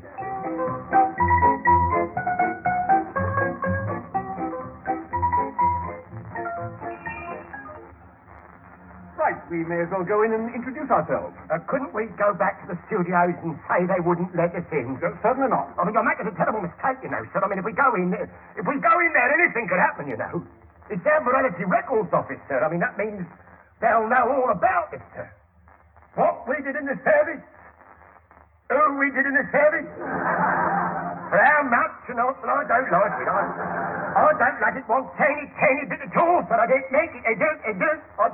No, I don't. Let sleeping dogs keep on regardless, You mark my words that it'll end up in tears. It will end up in tears. We'll finish up with a flaming great do all round. We will. I'm telling you. It started there. Please stop being ridiculous. Oh, come off it, sir. You're asking him to break the habit of a lifetime. I'm going to shut up, the pair of you. Temper? I am not in a temper. You are, you know, sir. No, I'm not. I'm perfectly calm. You're not, you know. Stephen's definitely a bit narky. We can tell. Yes. Here, Mr. Phillips. Have you noticed how when Mr. Murray gets upset, his ears go ever so pink? Oh, yes. Well, so they do.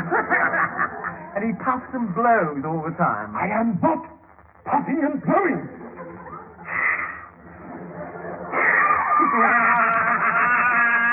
I'm not. I got catarrh. Suddenly. Yes. Now shut up the pair of you and let's get inside. But one thing about it, Pertwee, he can't slam the door in our faces. Water. It's a revolving one. And they've got a perfect right to have a revolving door if they wish. Well, all I said. I heard what you said. There's nothing wrong with my ears. No, except that they're ever so pink. Exactly. Kindly follow me, if that's not asking too much. Honestly, of all the pair of cantankerous, argumentative, idiotic... Good morning. Oh, good morning. Lovely day. Not for me, it's not. I've got catarrh. Oh, what a shame. Thank goodness I never suffer from... we are expected. We're from Troutbridge Television. Both of you? Both of us? There are three of us. At least there were. Where's Pertwee gone? Oh, see the long, thin gentleman with the frightened look who was with you in the revolving door? Yes. Oh, he went right round and out into the street again. Good. Mr. Phillips, you stay here and arrange for us to see Commander Tobias Pertwee whilst I go out and drag Uncle's reluctant nephew in by the scruff of his neck. He can't be. Uncle Sutton still be here, sir. It's vital. But that's what the Wren said. Commander Tobias Pertwee started collecting his pension about a month ago. She's arranged for us to see the officer who's taken his place. But we've got to get out of here, sir. It's urgent. Our demob leave doesn't stop until tomorrow. Let's come back the day after, so we'd be safe then. No. Open the door, Mr. Phillips. We're keeping Commander...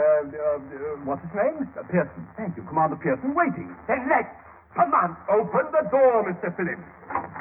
Commander Pearson? My word, yes. Come in, all of you. Thank you, sir. Very nice of you. Excuse me a minute. Pertwee, it'll end up in tears. Come in here. Take those dark glasses off. Sorry about that, sir. Not at all. How do you do? Well, it's jolly sporting of you chaps to come down like this. Jolly sporting. My word, you must be keen. Well, not really, sir. We were ordered to come. Really? Jolly odd. Typical, of course, wasting all that money on travelling when the whole thing could have been done by post. By post? Well, how can you take a film by post? I have a nasty feeling we're not all talking about the same thing. So have I. Commander Pearson, why do you think we've come here? Me? Well, to collect them, of course. Collect them? Collect what? Your papers recalling you to the Navy. You're coming back. What? Lieutenant Bunny, Sub-Lieutenant Phillips, and Chief Petty Officer Pertwee, welcome home.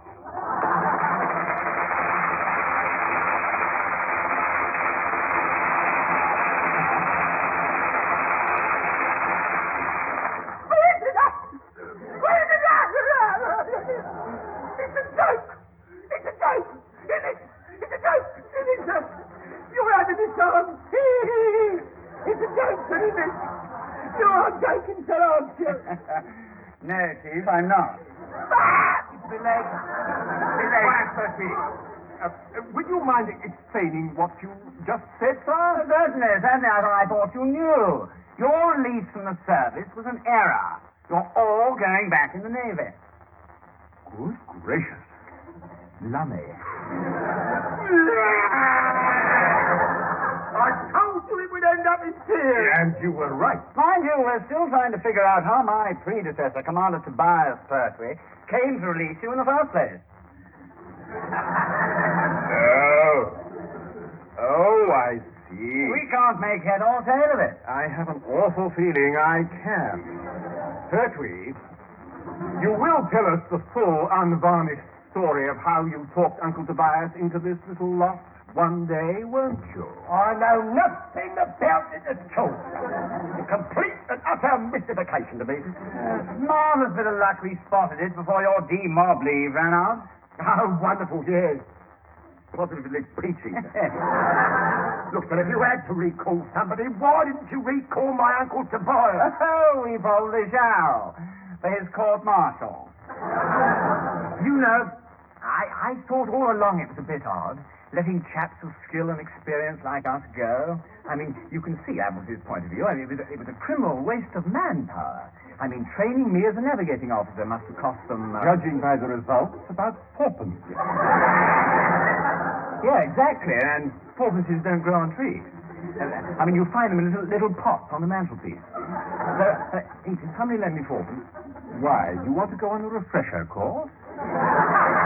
No, I just thought we ought to ring Povey at TTV and tell him we'll be a year or two late getting back. Oh, no, he'll know by now. We posted off his recall papers yesterday. What? You mean he's coming back as well? That's all we needed. Rather. I must say, your uncle did himself proud. Must have cost you a bomb. Yeah, it did. I mean, I know nothing about it, Mr. Phillips. Well, here are your papers and railway warrants, gentlemen. Have you got able seaman Johnston and leading seaman Goldstein with you? Oh, yeah, they're with us all right, but I wonder if you'd mind telling Goldstein about this somehow. I don't fancy the idea. Neither would I. When Taffy knows he's back in the service again, he'll have his Aunt Morpeth rushing round planting bombs in the House of Commons, sitting down on the railings, tying herself to Trafalgar Square until he's out again. You leave him to me. I've got to give him his railway warrant anyway. I doubt if he'll accept it, sir. Why? In his book, it would be treason. They're British railways, so he'll probably prefer to walk. Incidentally, where do we report this time? Portsmouth, of course. The dockyard chaps are de-cocooning your ship now. Well, Troutbridge? Yeah. You remember you'll all be serving in Troutbridge again? Rather. She shouldn't have been mothballed either. Oh, Uncle Tobias must have run amok. Possibly. Possibly, sir, but that's nothing to the muck that's going to be running about when his nephew gets back to Portsmouth.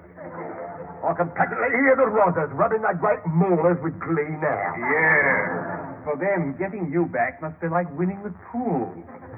Well, come along, gentlemen. We'd better deliver the TTV mobile van back to the studios and then look up the next train to Portsmouth. Well, I hope it's a slow one that stops everywhere. Well, are there any others? Oh, come on. Come on, while they've still got a few stations left to stop at.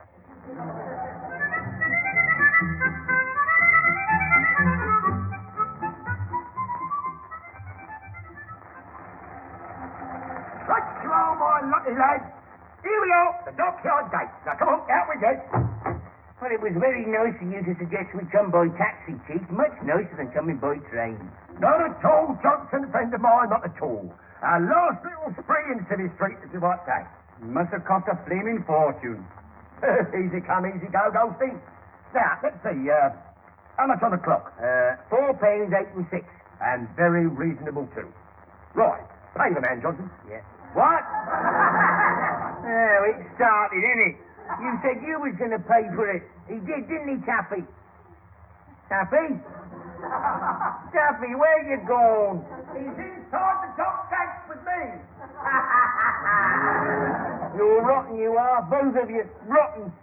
In fact, you're the biggest pair of rottens in Rottendam. Oh, you've only got £4.10.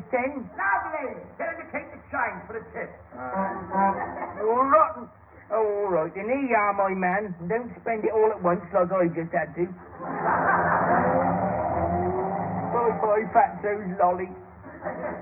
Come on, you great fat podgy pudding. Come on, we'll be late. I should be obliged if Chief Petty Officer Pertwee would cease to address Able Seaman Johnston except where necessary in the line of duty. What are you complaining about? You enjoyed the ride, didn't you? No, because I had a sneaking suspicion that this was going to happen all the way. Well, there you are, then. You weren't disappointed. If I were you, Fatso, I'd quit now. Let him chat about it much longer, and it'll end up that you owe him a favour. Well, I don't owe you one for a start. You vanished a bit sharpish and all, didn't you? Our Welsh valleys may be green, but I'm not. Right. Now then, let's see where we have to report. I suppose the best thing is to walk round to old Thunderguts' office and have a word with him. Hold it. Where do you think you're going? Morning, officer. We've just been recalled for duty. Congratulations. They're warped. Every one of them is warped. What are your names? Goldstein. Johnson. And your name, Chief? Pertwee. Pertwee? Blimey! If they've recalled you, we must be at war. Hey, come on, lads. Get your tin hats on your bonces. Switch on your radios. The Prime Minister's got to speak to the nation. Ha ha! Very steady critical, I must say. Now, come on, where do we report? You were all on HMS Troutbridge, weren't you? We had that honour. Yes, we had a lot of your crew through here this morning. Now, you report to Captain Polby's office. Here, before you go, would you tell us something? What? Well, we've got a fair idea how you got out, but what's worrying us is why you had to. I'm sure I don't know what you're talking about. Come off it, Chief. We know you. We've been through this place inch by inch and we can't find it. Can't find what? What the heck it was you nicked that was so red hot that you got the old crew discharged and your ship put in mothballs in order to get yourself out.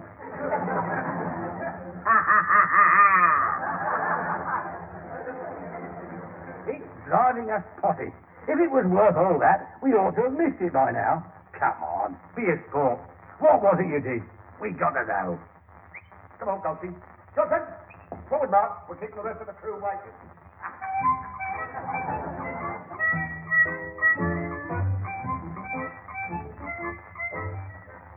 It's not a bit of good, sir. You can't get away from it. I mean, you've only got to look in the mirror. I don't wish to look in one, thank you. I don't blame you. I mean, anyone can see that after our few weeks in Civvy Street, the rot has set in. It most certainly has not. Well, it has, sir. I mean, ask anyone. There's no getting away from it. Your uniform is ridiculously tight. Stephen has put on a pound or two. Don't be ridiculous. Of course I have. Oh, you have, you know. I have not. You're getting pink ears again. And why shouldn't I? I have as much right to pink ears as the next man.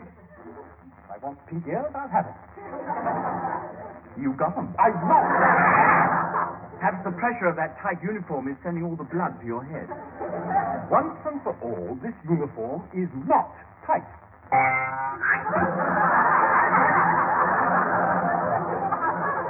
What was that? One of the brass buttons scoring a bullseye on the lampshade. Oh, it must have been cheap cotton or moth. Moths don't wear uniforms.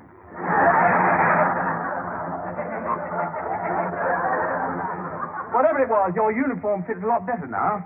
Sublieutenant Phillips, once and for all. Hello?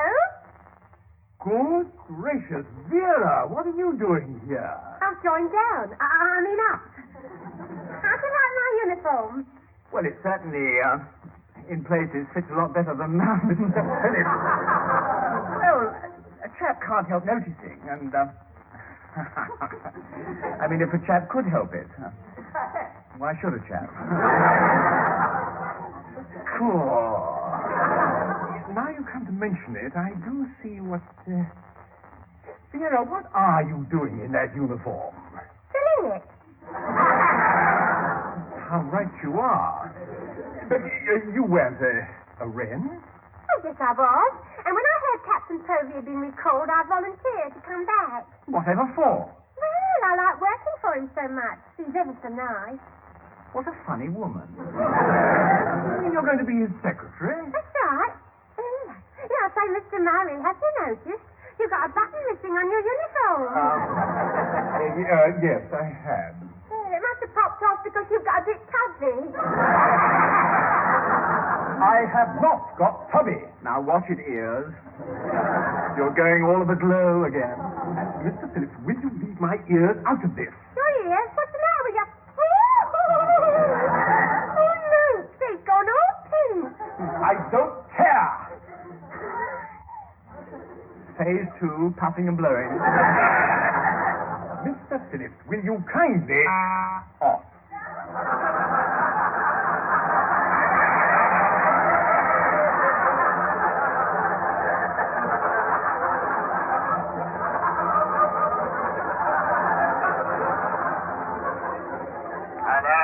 Hello? Captain Povey here. Hello, shipmate of mine. Hello. I know that voice, don't I? Of course you do. It's me, Vera. I've joined up too. I'm your secretary. Henry Povey, your cup runneth over. Your cup what? Never mind.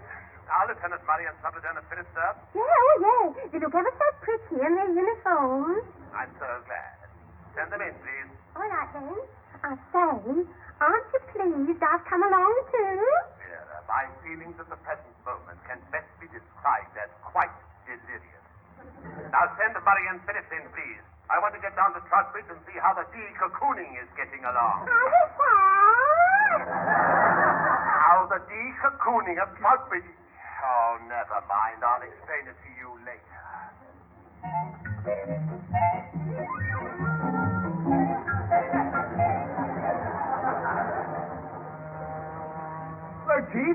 good trip down? Lovely, thank you, sir. Lovely. Flaming expensive, but lovely. Why don't you belt up your morose mounted? Look, kindly remember, Pertwee's a chief petty officer now, and you're an able seaman. So regard your £4 pen as an investment. Well, how are you getting on with the decocooning of the ship? Oh, yes, right. Well, I was going to have a word with you about that then. Were you now? Yes, sir, I was. Look, I had a word with the foreman, sir, and they're just about to get all the goo off the top deck, sir. Now, I would like to suggest that they stop now, sir. I mean, leave things as they are, right? It must have cost hundreds of pounds to put all that cocooning in on. So, I mean, why bother about taking it all off again just because...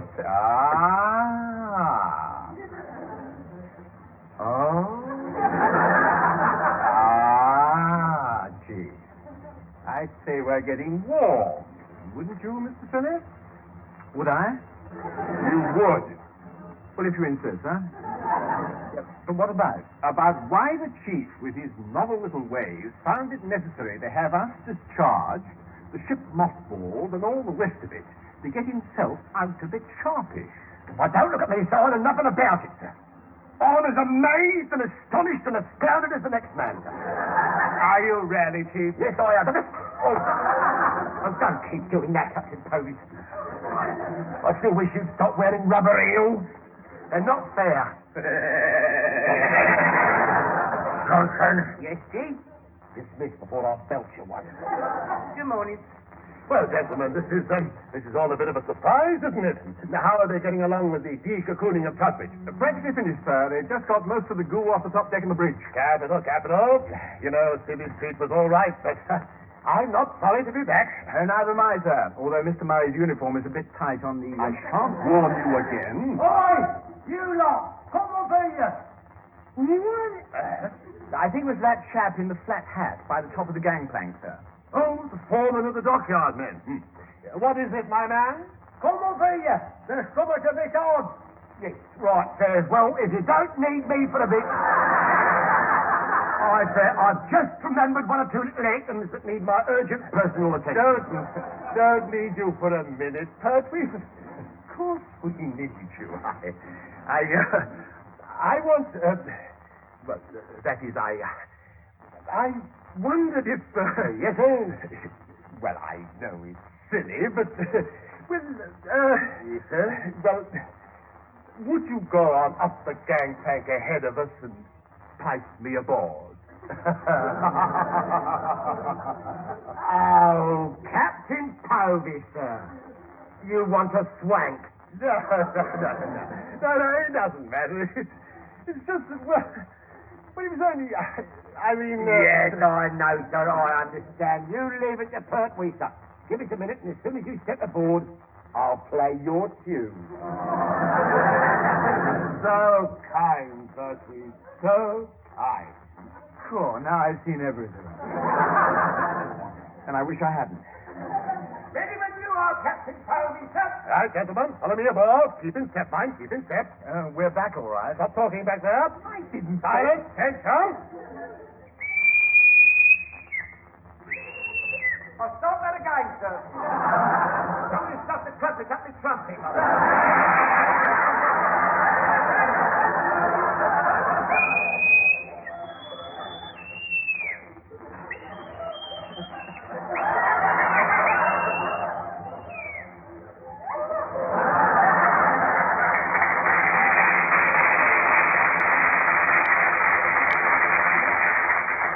Beautiful, beautiful. Thank you, sir. And for my next request, I'd like to play a selection of gems from Victor Herbert. Don't kill the lily, Pertwee. Now, my man, what's the topic? Well, if pantomime is over, I'd like a word in your ear hole. There's something a bit funny been going on. Yes, well, now I've played your signature tune. I really must... Where you are, Pertwee. Oh, getting much warmer now, I'd say, Mr. Phillips. Practically red hot, sir. What do you mean, something a bit funny? Well, look for yourself, sir. We've removed the cocooning from everything on this deck, but when we did, there were nought underneath. Absolutely nought.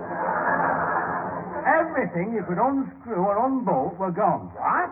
Aye, no guns, no sea boats, no radar, no raft, no lifebelts, no nothing. No wonder he had to get out in a hurry. Pertwee, I demand an explanation for this. Stop! Stop that, Pertwee. Where are the guns and the sea boats? And...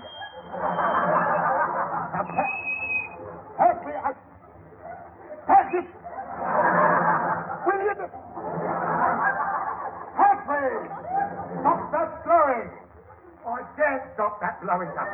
That's enough! Now, where are the guns? Where are the sea boats? Where's the radar? Where are the rafts? Pertwee, what have you done with them all? Where are they? Oh, the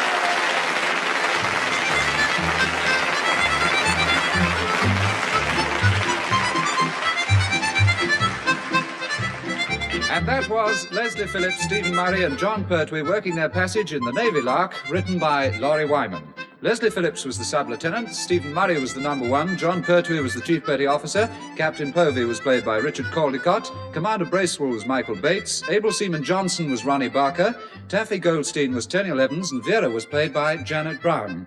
The recorded production was by Alastair Scott Johnston.